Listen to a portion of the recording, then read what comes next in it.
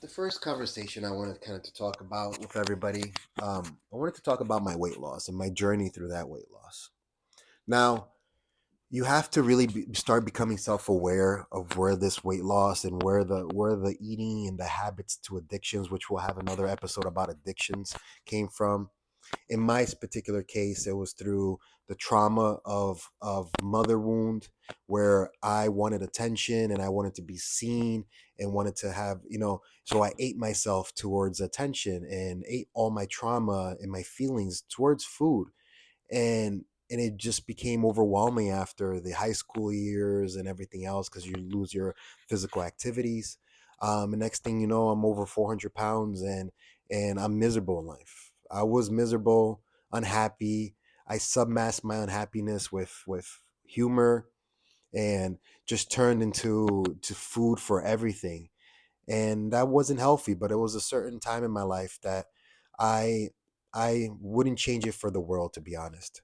And I'll explain why and through that process. So, and you don't have to be going through a weight loss journey or just there, but I've come across a lot of people in my life and careers that have helped transition to a weight loss journey, or help transition to that mindset that can actually start focusing and shifting your mindset to just start to take off and start to have self-love and who you are, where you are in your journey.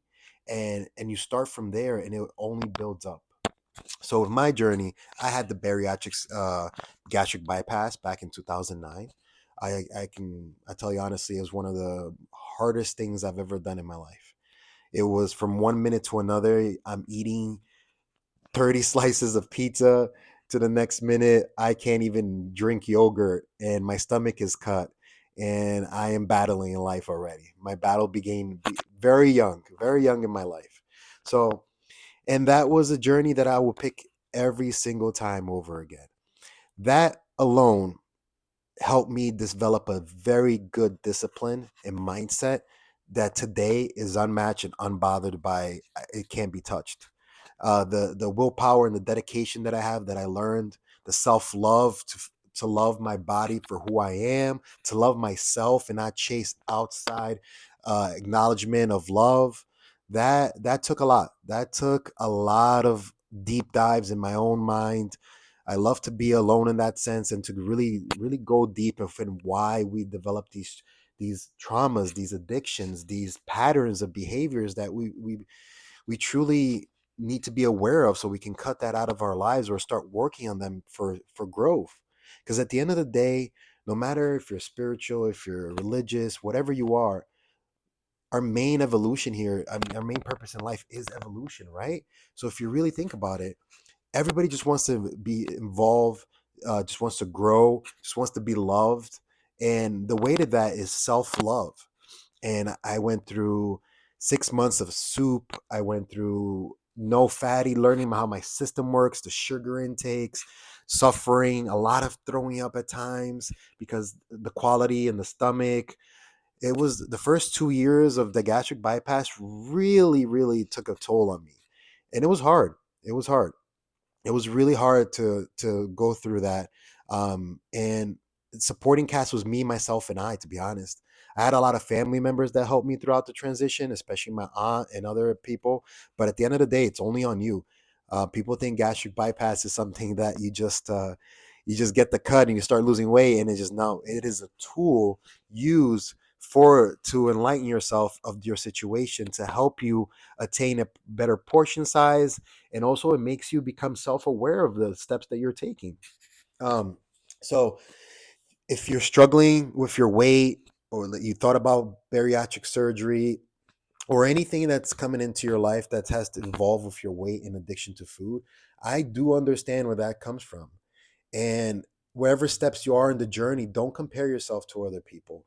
Just start to really look at the your behaviors and your patterns, and start to dissect them one by one and really work on that.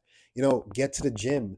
One of the best things that ever happened in my life is my mother put me in soccer camp, goalie camp, all these camps when I was young. Even when I was a little chubby kid, it's still, I remember doing physical activities with my friends. I would still play basketball, football, everything that involved, right? So what I'm saying is, get active, get out there, Nobody's paying attention to you in the gym. Everybody, you surround yourself with the correct people, they will motivate you. They will be there and support you, because everybody goes through the journey in a different life. So if you're struggling with a breakup and you're gaining weight, or you've always been a little bit heavier, or let's just say you just want to be healthier overall for yourself, it starts with your mind. It starts with your mind. Be self-aware. Like I said, start growing that mentality. Every time you hear your brain turn into something negative or wanting to run to food, like, stop yourself and, like, why am I doing this patterns? Why am I starting to eat when I really am not hungry? Is your body's not meant to process this like a car, right? Some people say you have to eat often, and I used to believe that. But I also believe that you shouldn't use your system as much. I fast personally. I do my protein shake in the morning with collagen and a bunch of other nutritional supplements there. I work out in the morning. I don't drink coffee. I don't drink. There's a lot of things that I cut off on my life, and with that discipline, and from the bottom of my heart, I hope you guys understand that it was one of the best decisions and the best thing I can do for myself. The older you get, the more you're going to realize that the more you take care of your vessel, you take care of who you are, is going to transition into your life so well. And everything that you wanted and the abundance and everything else that transpires in there is just a retro effect of your journey, of your weight loss, of your discipline, whatever it is. And that just started the trickle effect and the domino effect for my awakening. I started with the gastric, then I had a couple other surgeries. I started losing weight. I was like, whoa, whoa. I started getting attention from females that I never got attention from. And I started chasing love again and going from there. But then I started to quickly realize that habit needed to be broken.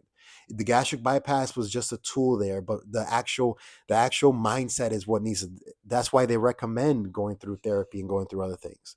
But I'm just here trying to tell you that was my core. That was what really started my spiritual awakening, started this path of growth and self-enlightenment, was the gastric bypass obesity.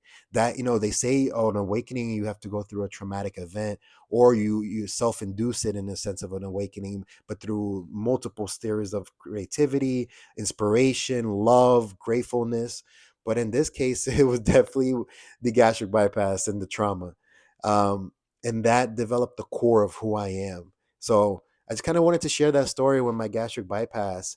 And I've been through so much pain in my life, and I've been through so much vulnerability, so much self-awareness, so much diving into the mind, that I hope that anybody listening who's struggling with their mindset or struggling with it, you're not perfect. It takes time to develop these things. I've worked for over 15 years on my mindset with this gastric bypass. I was forced into it. So, hopefully, in comment below if you've been going through any situations and anything else, because I'll be more than happy to help you through, like, my thought process and everything. Um, but I kind of wanted to go over that. I appreciate you guys for listening. For anybody who's going through this, and like, again, I'm looking forward to doing a lot more episodes on everything else, and anything you guys want to talk about as well. And God bless, and have a great day.